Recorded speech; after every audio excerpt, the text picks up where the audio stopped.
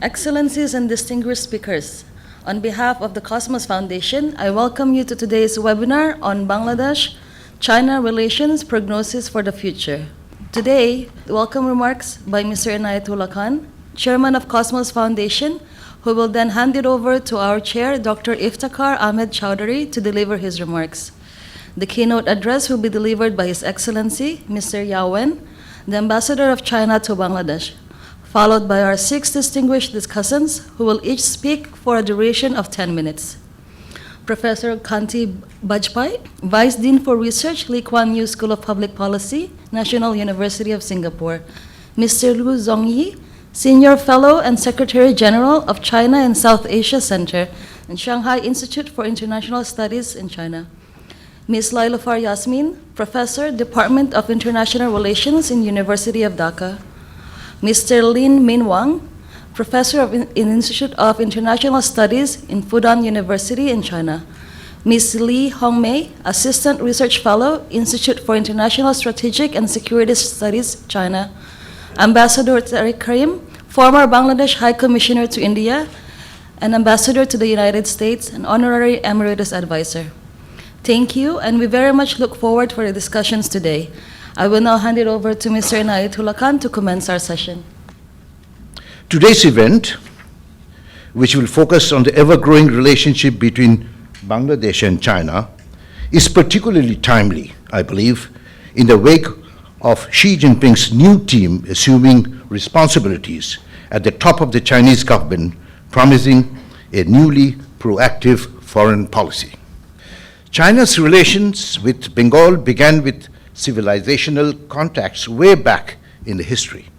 During the reign of the Qing dynasty in China in the 3rd century BC, Chinese scholars, monks, and traders frequently trekked into Bengal.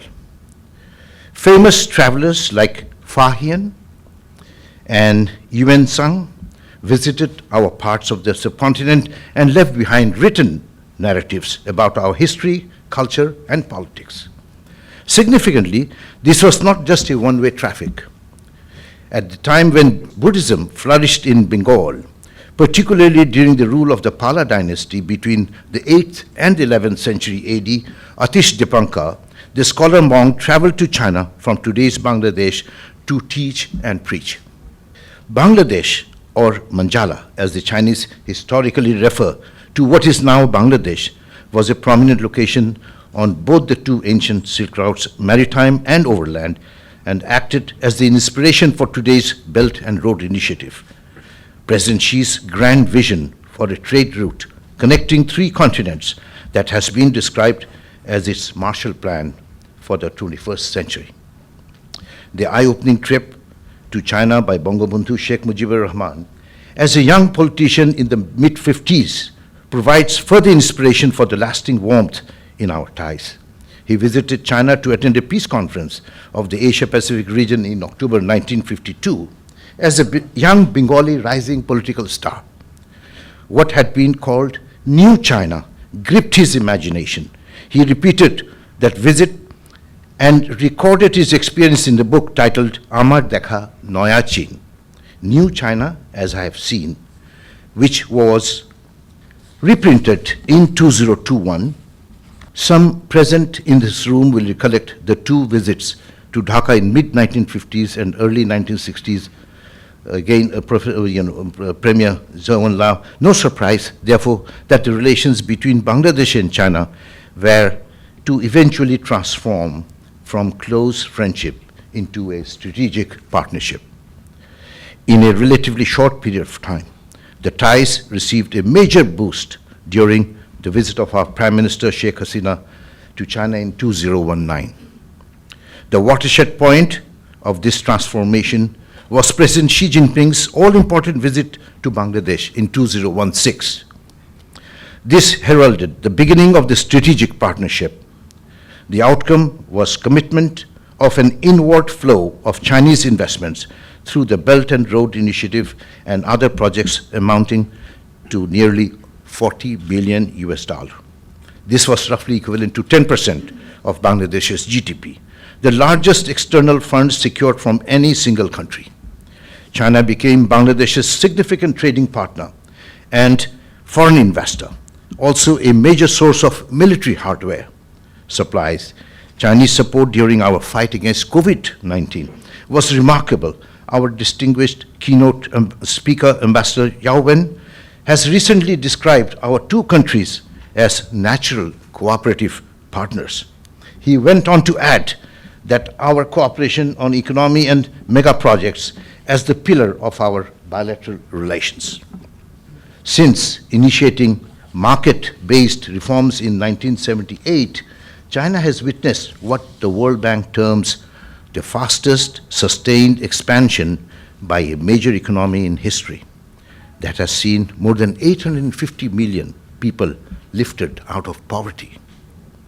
Given all these things I've mentioned here, it's a great source of inspiration to Bangladeshis as we witness China's peaceful rise. We know from President Xi that Chinese people have a dream. So do we in Bangladesh as we strive to achieve middle-income status, of which we are on the cusp.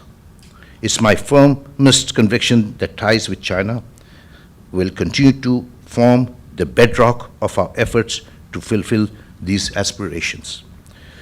To chair and moderate today's session, we have Dr. Iftikhar Ahmed Chaudhry, a scholar diplomat, a former foreign affairs advisor during the caretaker government, who has also been a very active player for many years in this intricate regional diplomatic, political, and security interactions. It's a great pleasure that I invite him to conduct and chair the event. Over to Ambassador Iftikhar Chaudhry. Xie, thank you. I have recorded these in many published articles, my perceptions of the methods in the dragon's mood. So my focus today will be China and my perception of its behavior rather than on Bangladesh, which the audience is far more familiar with. While charting China's behavior pattern is not easy, the attempt may be worthwhile. Two Singapore-based analysts, extremely knowledgeable about China, Professors Wang Gong Wu and John Wong, have stated, and I quote, "It is not just the static complexity, but the dynamic changes and rapid transformations that make the task of analyzing and interpreting the developments in China a real challenge." The Chinese themselves believe their civilizational approach towards global behavior comprised the following: replacing mistrust through exchanges, clashes through mutual learning, and any false sense of superiority with coexistence in order to safeguard world peace and development. This is the basis which is framed in the concept by President Xi Jinping, known in Chinese as Zhongguomang, or China Dream. Very simply stated, and also in my assessment, China Dream comprises three main elements. First, equality, not necessarily in power terms, not just yet anyway, but in terms of negotiations with the United States. In particular, United States in particular, indeed, the historian Neil Ferguson had coined the term chimerica to describe it, and the West, with the West in general. Second, non-confrontation, which is achieving aims without engaging in actual conflict with adversaries. And the third is win-win cooperation, that is improving the quality of life of all concerned by mutually rewarding collaboration with others. It appears to all of us that China is rising. The Chinese saw this as Heping Zheche, or peaceful rise. Now, being even more careful and circumspect, the Chinese no longer talk of even peaceful rise, but only of peaceful development. Of course, established global powers see this rise of China as a threat. But Andre Gunder Frank once said that the only thing to fear about a rising China is the American response to it. On the other hand, Kevin Rudd urged China to build the harmonious world it seeks to by being a responsible stakeholder in the global order. Be that as it may, China is seen to be quietly pivoting itself in what it seems as an appropriate position for itself in the region and also in the globe. China fits its relations with Bangladesh, as with many others, into this paradigm. The significant points in terms of course, our bilateral relations has been the visit to Beijing in 2014 of Prime Minister Sheikh Hasina and of President Xi Jinping to Bangladesh in 2016, which saw a transition, perhaps from the all-weather friendship, as one would call it those days, into a strategic partnership. Bangladesh-China relations are therefore emerging as an equation in diplomatic calculations in Asia that will not fully show for itself tomorrow, nor the day after, but in the long run, in a continent where time for many is not of the essence. No wonder that once asked about the impact of history on the French Revolution of 1789, Zhou Enlai was reported to have remarked, "It is too soon to tell." Dear Mr. Inayatullah Khan, the Honorable Chairman of the Cosmos Foundation, Dr. Iftikhar Ahmed Chaudhry, the Honorable President of Cosmos Foundation, distinguished speakers and guests, ladies and gentlemen, very good morning. First of all, I'd like to thank the Cosmos Foundation for organizing this event. Mr. Khan is a figure with reputation in Bangladesh. He not only creates the business miracle of Cosmos Group, but also cares about the development of the country with sincere heart.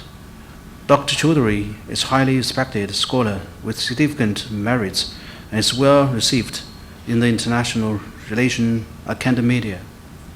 I'm very delighted to have this dialogue with you and the fellow speakers today to charter the way forward for the Bangladesh relations.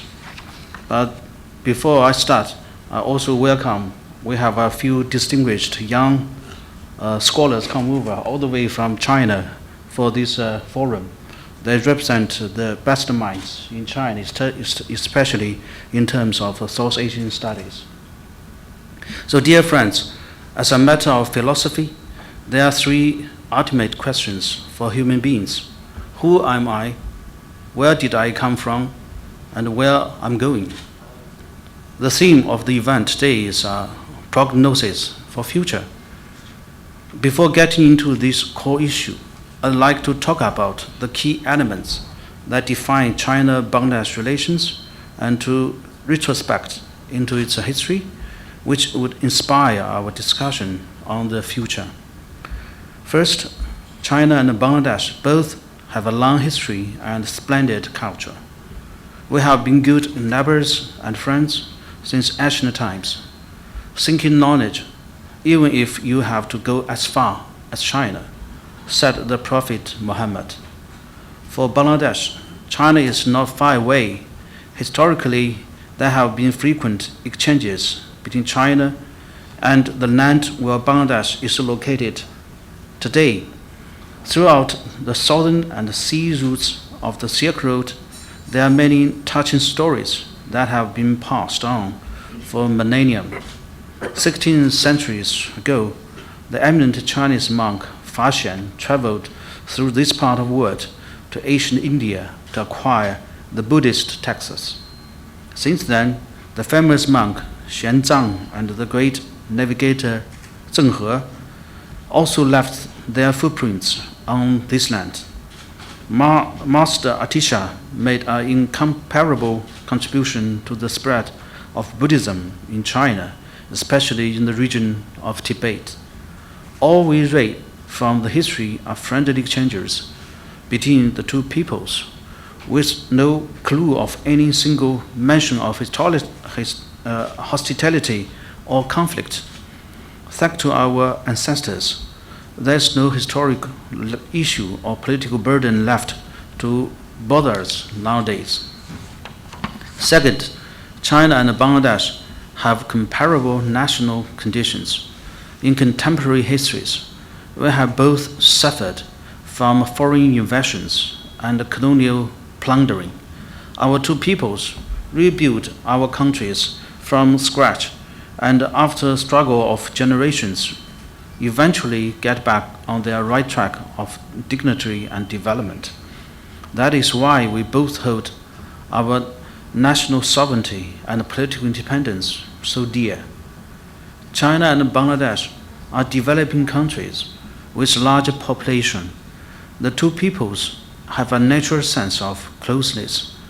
We share similar worldviews and core values. At present, our countries are both in a critical period of development and revitalization. China has embarked on a new journey to build a modern socialist country in all respects, and Bangladesh is also graduating from the LDC's least developed countries from year 2026. In the face of various external risks and challenges, we need to move forward bravely and work together so as to ensure the steady and long-term development of our respective countries. Third, China and Bangladesh are like-minded in governance. We are both people republic that write socialism into our respective constitutions as a fundamental. I was told by many that after witnessing the significant change made by the new China, Bandung deeply planted socialism in his own mind and his successors. Domestically, we advocate the people-centered development and mobilize the initiative of the people, relies on their strength, and ensure that all share the benefits. In foreign relations, China pursues an independent foreign policy of peace, which coincides with the famous friendship to all nice towards now, dictums of Bangladesh. Fourth, China and Bangladesh have shared a national dream. Don't even underestimate the heart of a champion. As a widespread saying goes, both China and Bangladesh have made stunning achievements in history. Today, China is committed to building a modern socialist country in all respects by the middle of this century, thereby realizing the Chinese dream of great rejuvenation.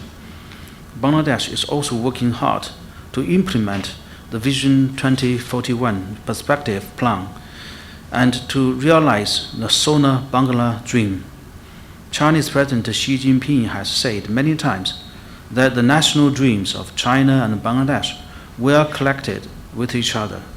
This is the profound resonance between two ancient civilizations.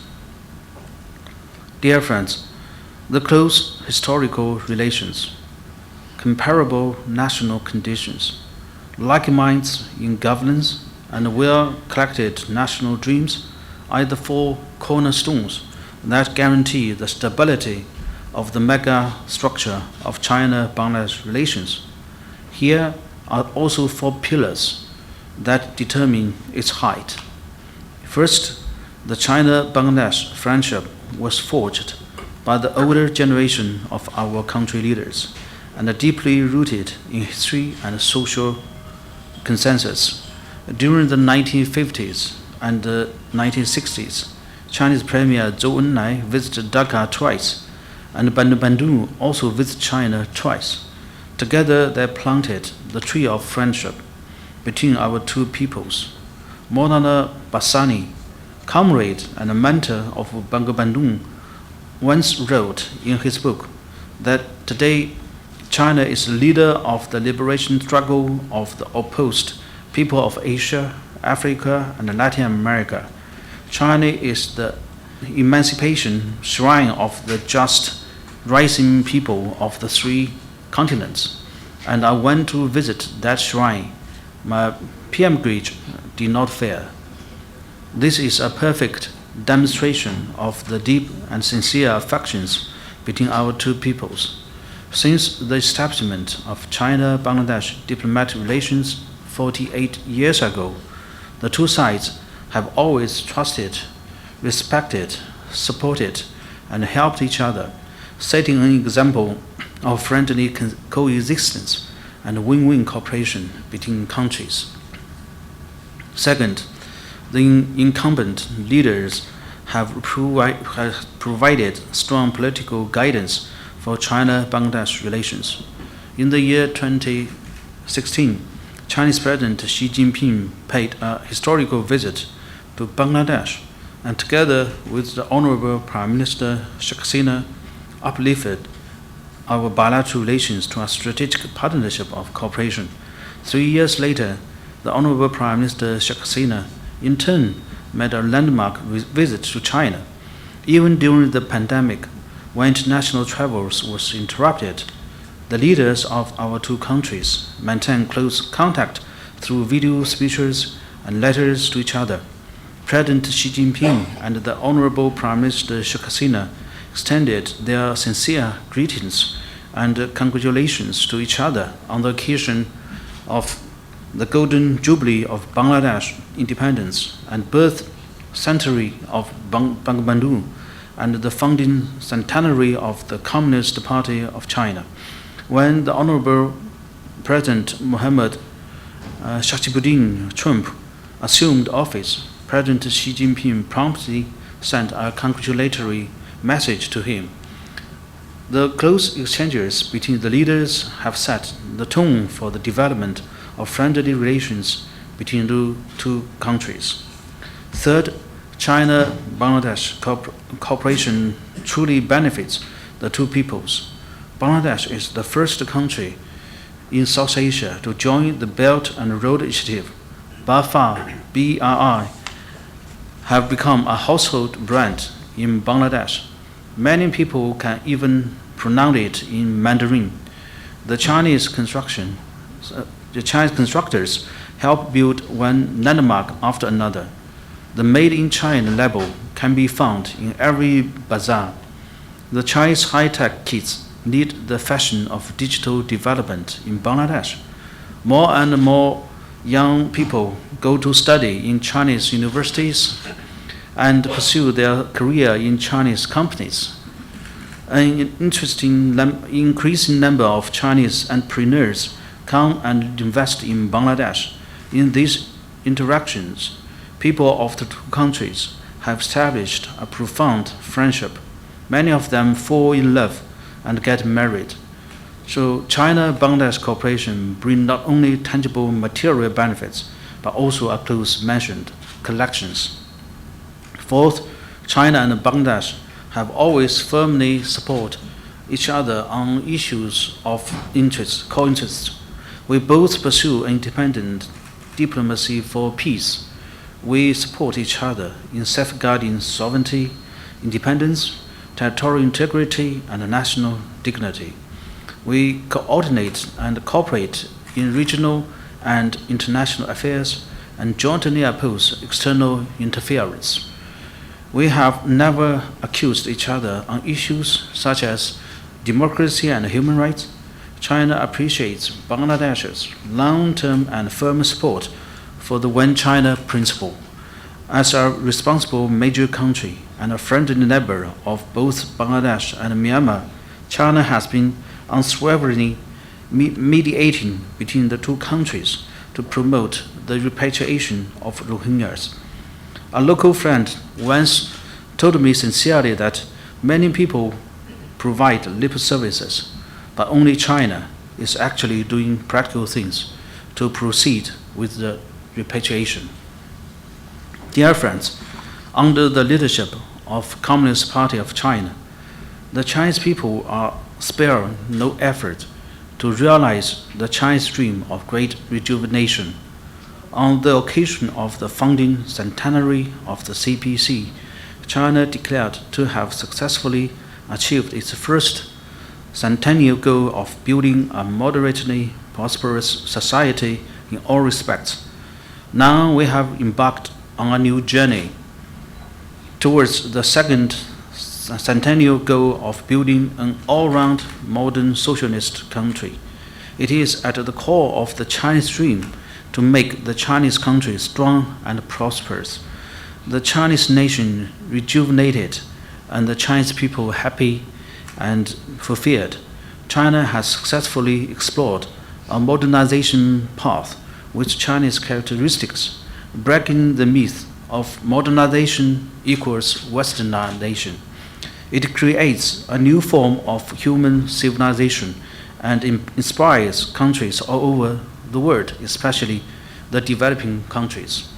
As a major country, always bearing in mind the future and destiny of mankind, China, while pursuing its own modernization, also assumes the responsibility to contribute to the world. A decade ago, President Xi Jinping put forward the vision of building a human community with shared future. Over the past 10 years, the concept has become translated into action, and the vision is being realized step by step. Now it stands as a pillar to sustain world peace and stability, and injects strong impetus into promoting global development. The 20th National Congress of the CPC clearly listed the promotion of building a human community with shared future as one of the key features of Chinese modernization. No matter what stage of development it reaches, China will never seek hegemony, engage in expansionism, or seek out sphere of influence. Instead, China is committed to taking the road of peaceful development. China will always be a builder of world peace, a contributor to global development, a defender of international order, and a promoter for human progress. The Chinese people are willing to join hands with the people of the world to create a better future for mankind. Dear friends, the Chinese people cherish peace. We do not covet the rights and interests of other countries. In the meantime, no one should ever undermine Chinese stability and security. We will never trade off our core interests. Taiwan is an inalienable part of Chinese territory.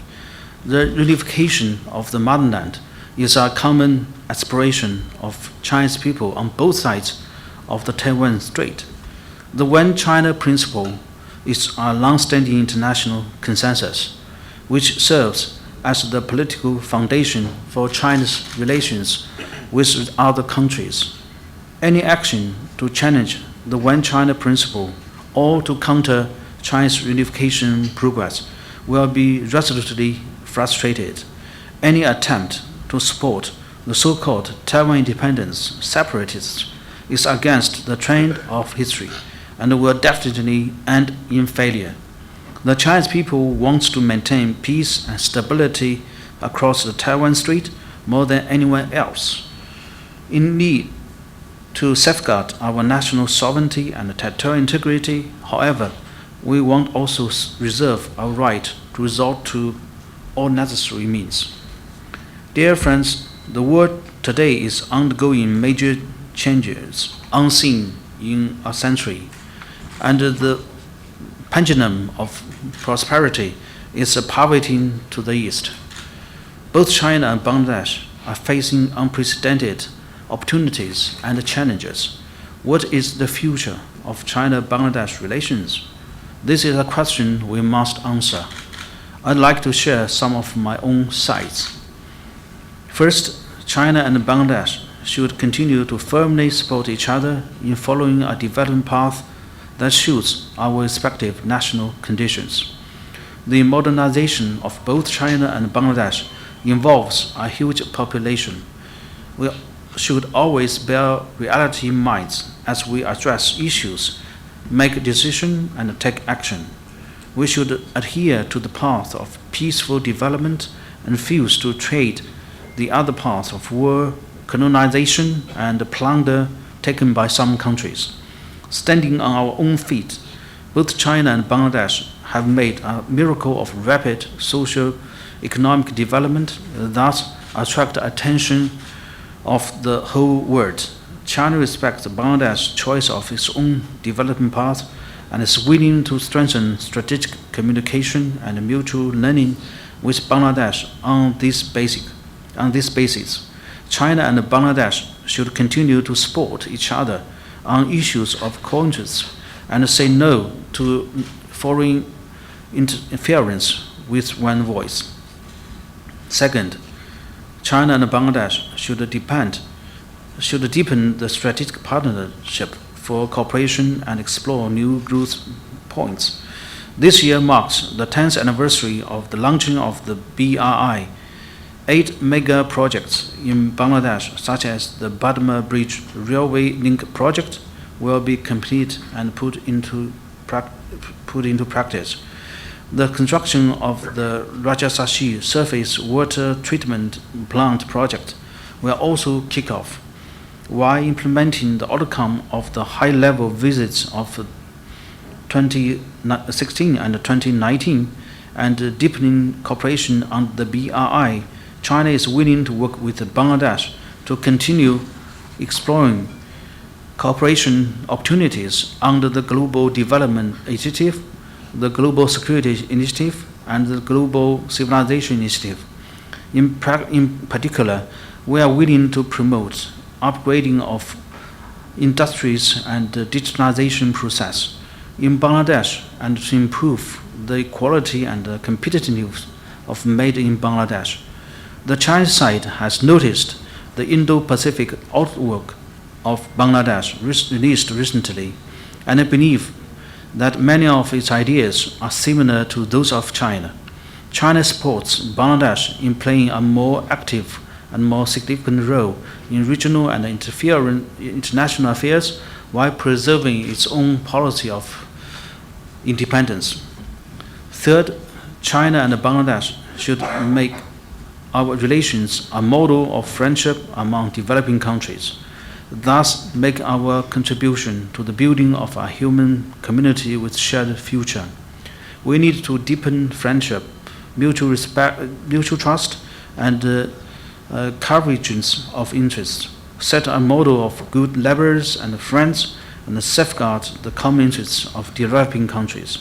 We should advocate an open global economy and promote trade and investment liberalization and facilitation. We should oppose protectionism, the erection of fences and barriers, decoupling and unilateral sanctions. We must uphold the international system with the United Nations at its core. The international order based on international law and the basic norms governing international relations based on the purpose and principles of United Nations Charter. We should defend the true multilateralism, promote greater democracy in international relations, and work toward to make global governance fairer and more equitable. Dear friends, today we stand on the shoulders of our predecessors and take on the responsibility of carrying forward the China-Bangladesh relationship. In 2 years, we will celebrate the 50th anniversary of diplomatic relations between China and Bangladesh. China is willing to take this opportunity to work with Bangladesh friends from all walks to push our bilateral relations to a new level and usher in a new era of friend cooperation. Thank you. Bangladesh position in the Islamic world, in the Muslim world.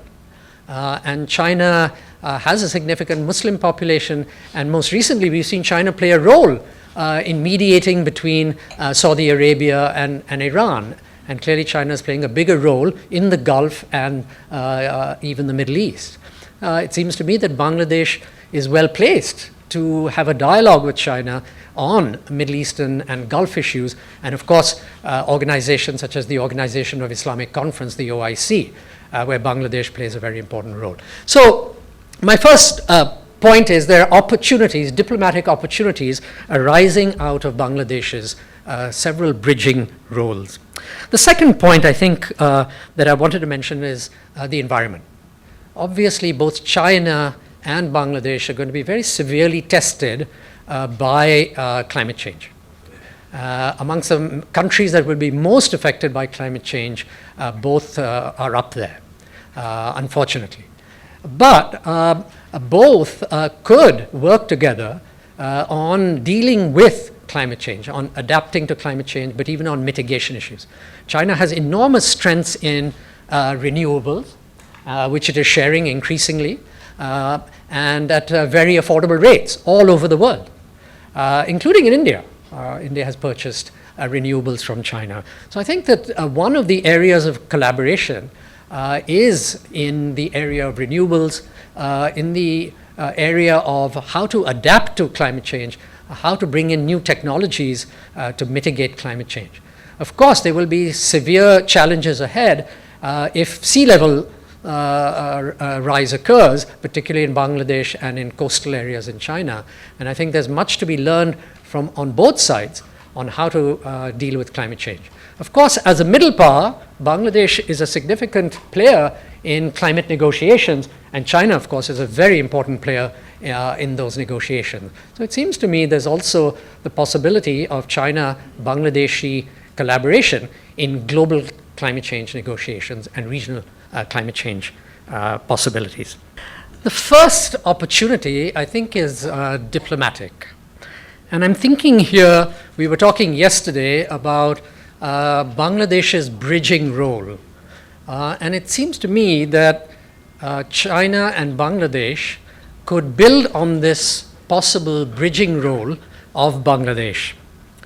What are these bridging roles that Bangladesh could play? The first is a kind of middle power bridging role. Bangladesh is ascending not only in terms of its economic role, but it seems to me as it does so, it's also ascending as a diplomatic power.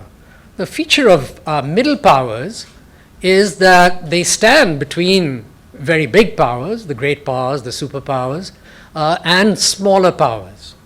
Like the middle class in a society, which can speak to the, as it were, upper class, but also communicate very well to those less advantaged below them, I think middle powers have a very interesting and important role in the international system. And I think Bangladesh increasingly occupies that role, being able to credibly engage very big powers, but also represent the interests of those that are smaller and less advantaged in the international system. And I think it's a mark of middle powers that they insist on the role of international institutions, international law, international norms, and conventions, because those are protective of the interests of middle powers. So it seems to me the first bridging role where China and Bangladesh could work together is in Bangladesh's bridging role in connecting to Bangladesh in international institutions in support of international rules and norms and conventions. So I think that's one bridging role. A second bridging role that we spoke of yesterday was the possibility, and Inayat and others have talked about it in Bangladesh, Ambassador Tariq Karim as well, the bridging role possibly, and Inayat mentioned it just yesterday, of Bangladesh as a kind of informal bridge between China and India. I think these two powers share interests, they also have their differences, and it seems to me that Bangladesh is quite well placed, informally, I stress, because both China and India have their own bilateral engagements, but there's always place for a third party to informally help both powers think about international issues and perhaps even bilateral issues from a different and South Asian perspective. Another bridging role comes out of geography, which is that Bangladesh is at the pivot, as it were, of South Asia and Southeast Asia. And China has significant interests, obviously, in both regions.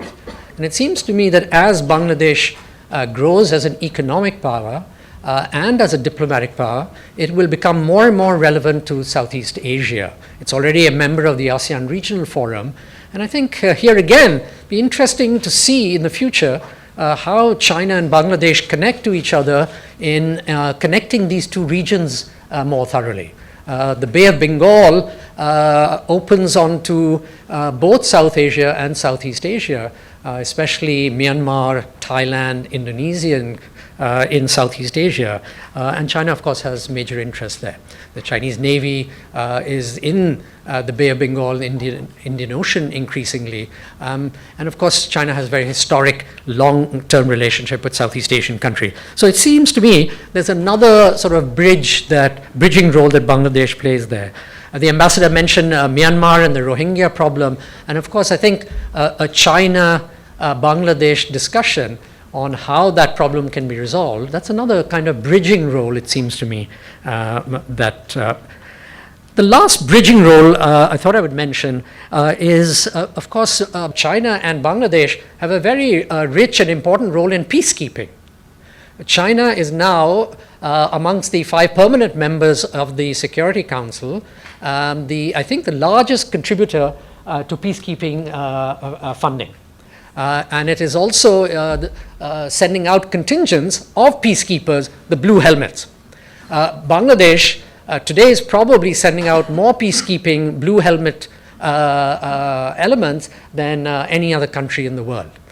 So there's a lot to share and to collaborate on, particularly it seems to me in Africa, where a number of the missions, peacekeeping missions occur. China, we know, has significant interests in Africa and has played a peacekeeping role in that continent, as has Bangladesh. So it seems to me in the area of non-traditional security, both have an outward-looking cosmopolitan view. This is the Cosmos Foundation. The core of that is the word cosmopolitan. And I think that outlook is one that could translate into more active collaboration between China and Bangladesh in peacekeeping. And with those 3 points, I will now yield the floor to other panel members. Thank you so much for giving me this opportunity.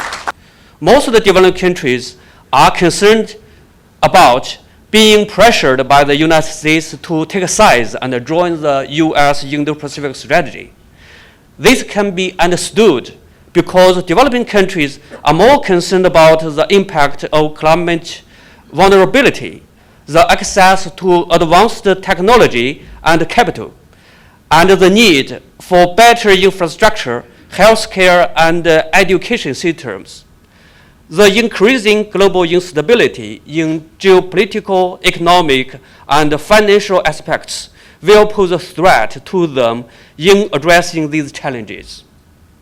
They have already experienced it firsthand because the radical economic sanction imposed by Western countries on Russia have had a strong impact on the developing countries, including Bangladesh and other South Asian countries, which are unrelated to the Ukraine crisis, especially in terms of energy, fertilizer, and food prices, as we know. For smaller and medium-sized countries in South Asia, the pressure comes not only from the United States, from the global hegemony, but also from the regional hegemony. India is deeply concerned about China's economic cooperation with South Asian and Indian Ocean countries. India used to oppose security cooperation between its smaller neighbors and the United States, but now sees this cooperation as a valuable means of confronting China. India and the United States have formed a strategic synergy relationship targeting China under the Indo-Pacific strategy and the Indo-Pacific economic framework. India assists the United States in strengthening strategic and defense cooperation with key countries in the region.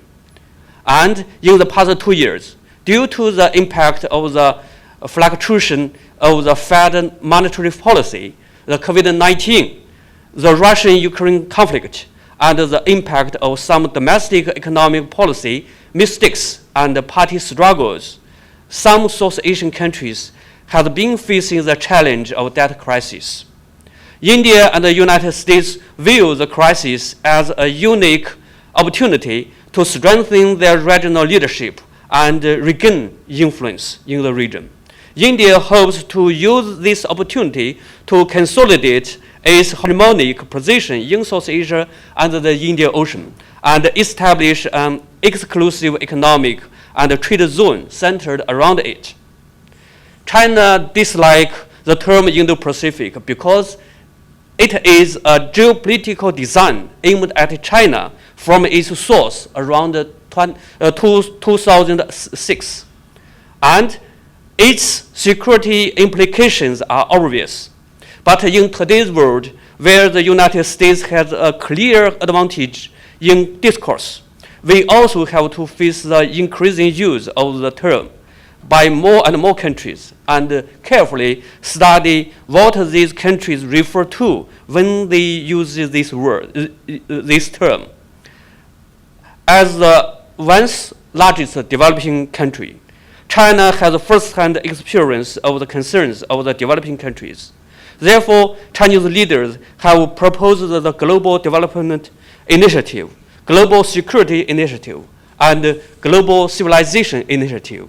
China hopes to work together with developing countries for an open, inclusive, clean, and beautiful world that enjoys lasting peace, universal security, and common prosperity.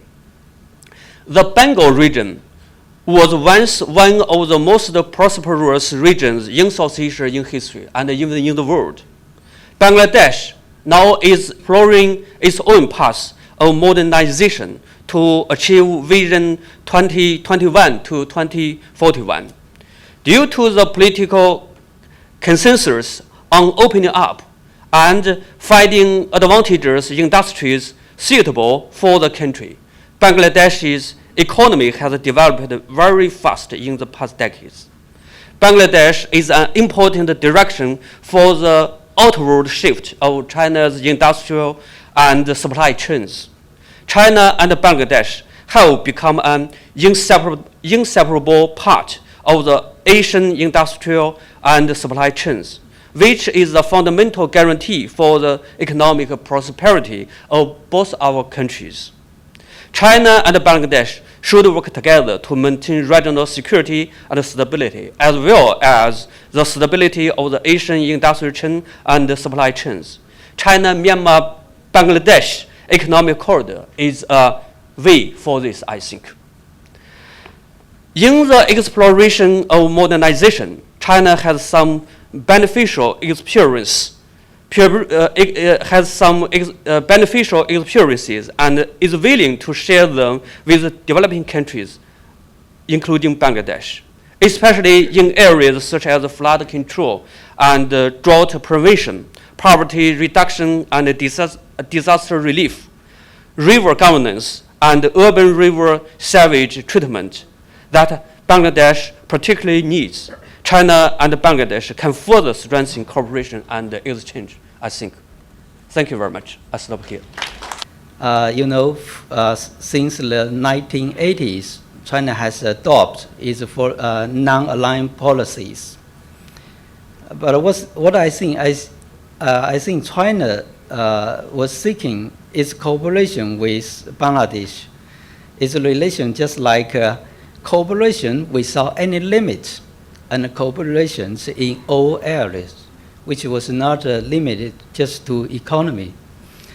And actually, we can see in the last 10 years, the close economic relations with China actually has bring great benefits to Bangladesh.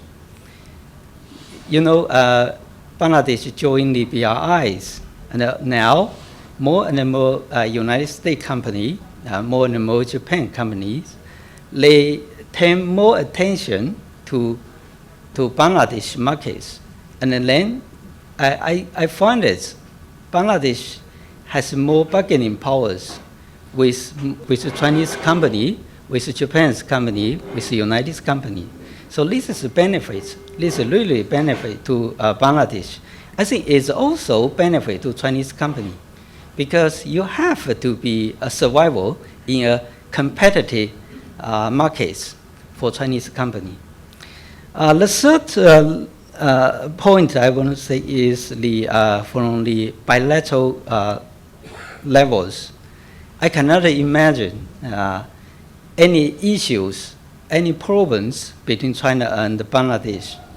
I still remember several years ago when I visited Dhaka, one of my Bangladeshi friends talking to me, he said, the only problem between China and Bangladesh is China-Myanmar's relations.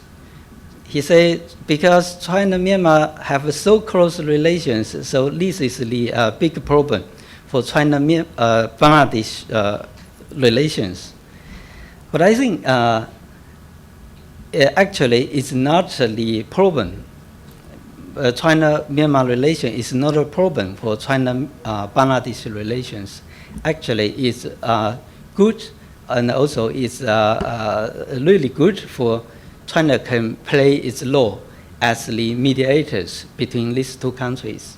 So you can see how China has been successfully to bring Iran and Saudi Arabia, and also China now, as currently, is trying to play a positive role between Ukraine and the Russians. And I think China will be a success in the coming years, maybe, I guess.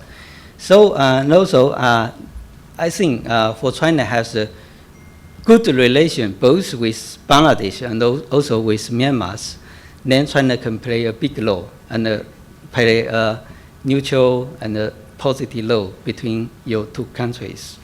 So I think because of time limit, I think I should stop here. Thank you.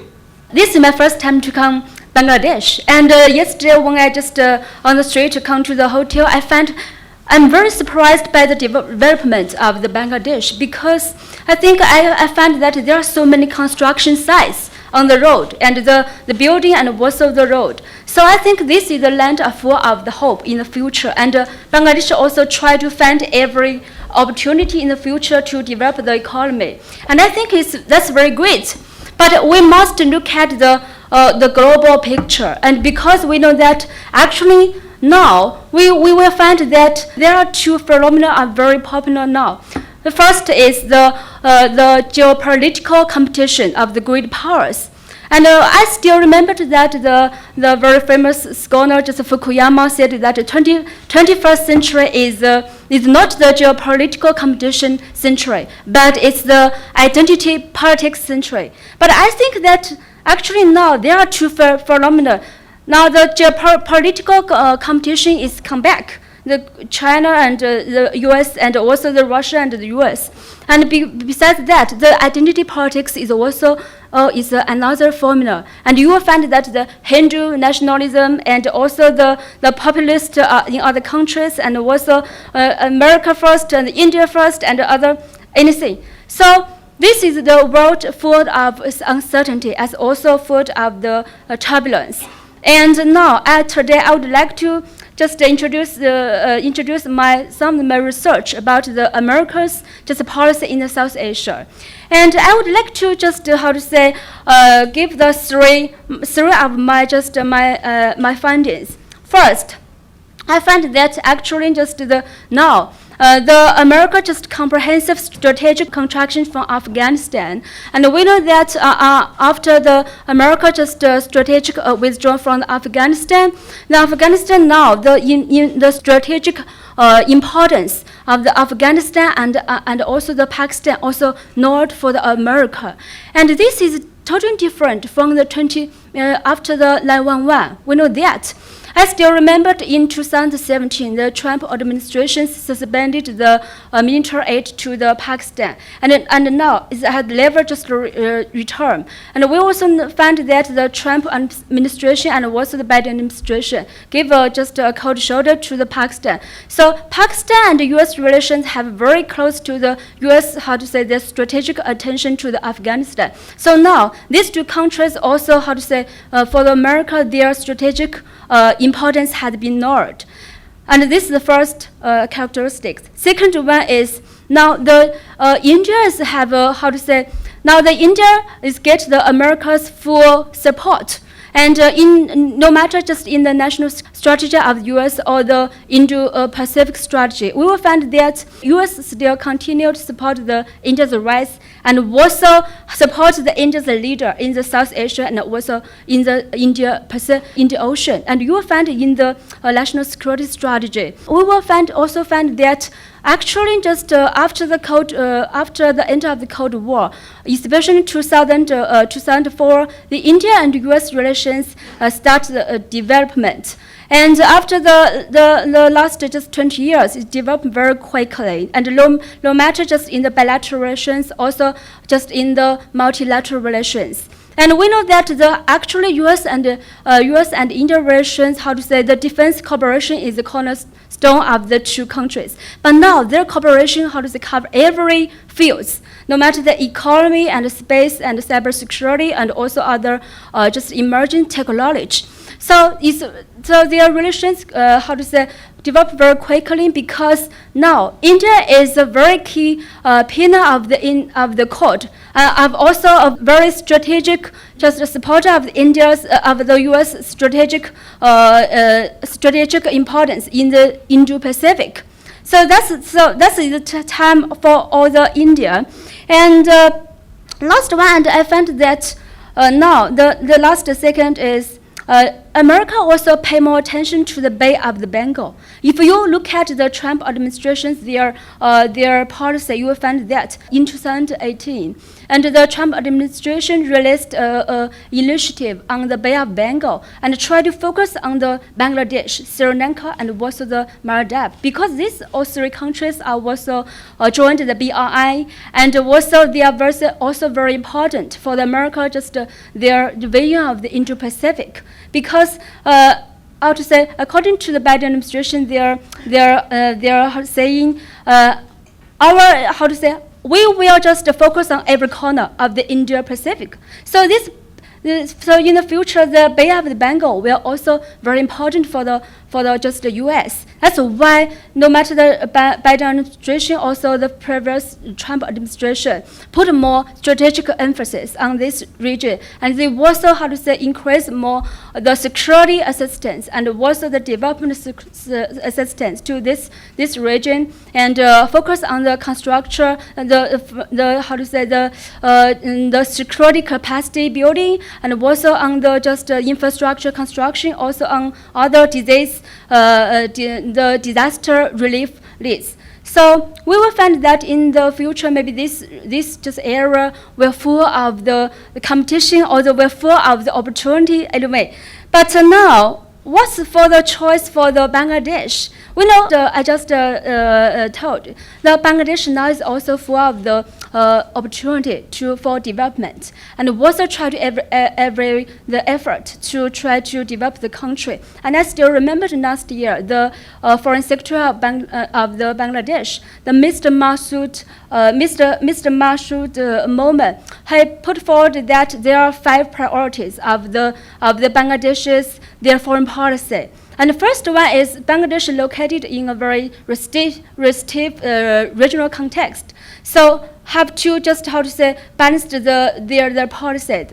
And I also noticed that now the foreign policy of the Bangladesh actually transferred from the development cooperation to the comprehensive strategic management. So I think that maybe this is also talk about the how to hinging around the different great powers, and also talk about the foreign secretary also talk about the multilateralism. And so I think that for the choice, the better choice, we know that for the small country, the choice have the balancing strategy and or the Baiwangin strategy or the hinging strategy or the bridging strategy maybe. So I agree with just Professor Candy. They talk about the bridging. Bridging is try to manage, engage with everyone, but try to be a provider of the stability. And China was also a real just a peacekeeper.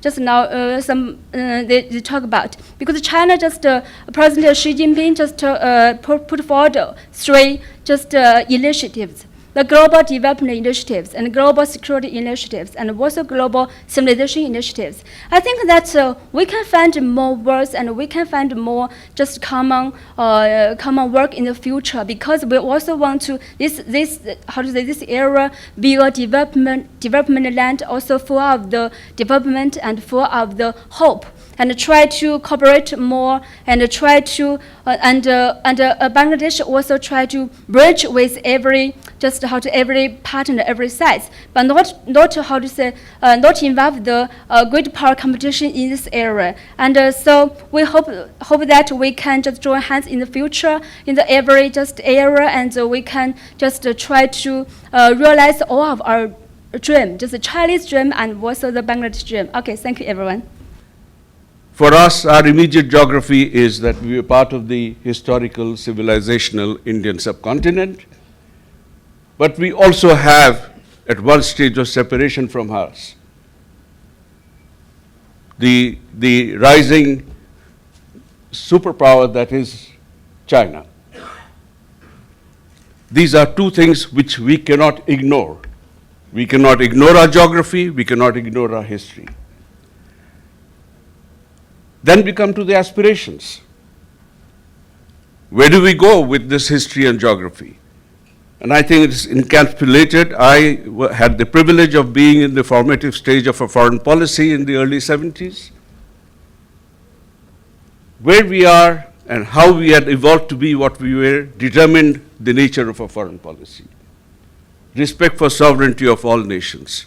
Respect for the principle of non-interference in any other nation's including my own, respect for territorial integrity, and this is something which came from our history from before our birth, the commitment to non-alignment, which was a reaction to the aligned world which people sought to divide the world into.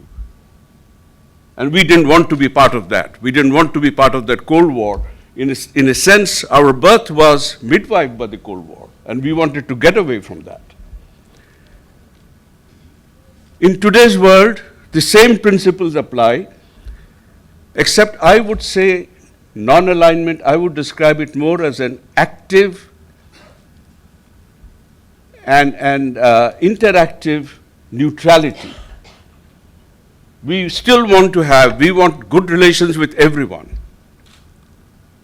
And of course, China has been a partner in helping us in our aspirational ambitions. Our geography makes us naturally a bridging nation. This is historical.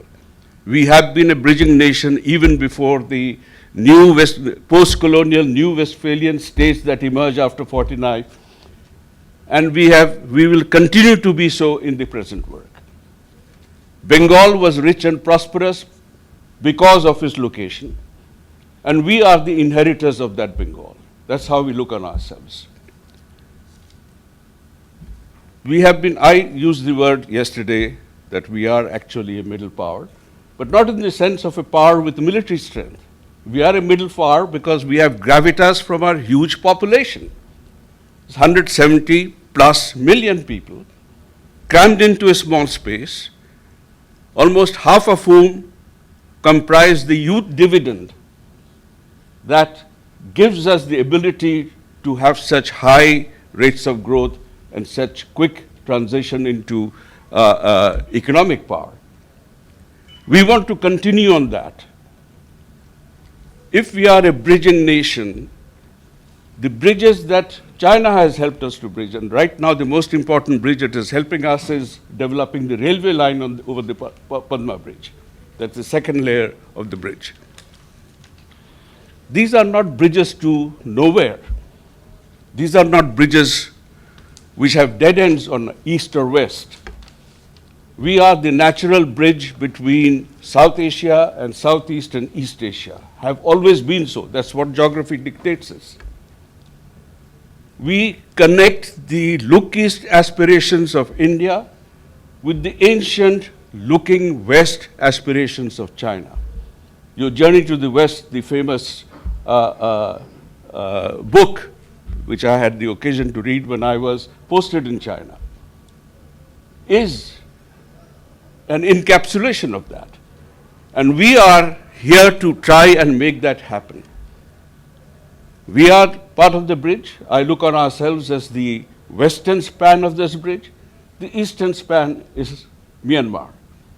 And I think for both India and China, having this bridge operational requires that we have good relations between Myanmar and Bangladesh. And that is where you play a major role because of your proximity and your connections with Myanmar. How do we go? Where do we go from here? I think we keep developing these relations in our own way with active neutrality, positive neutrality with every nation with whom we build friendship. On the basic founding principles we established, respect for the sovereignty of all nations, respect for the territorial integrity, non-interference in the internal affairs of each country's aspirational roles, and that's how we go forward. I'll stop here. Thank you very much for your time. Thank you.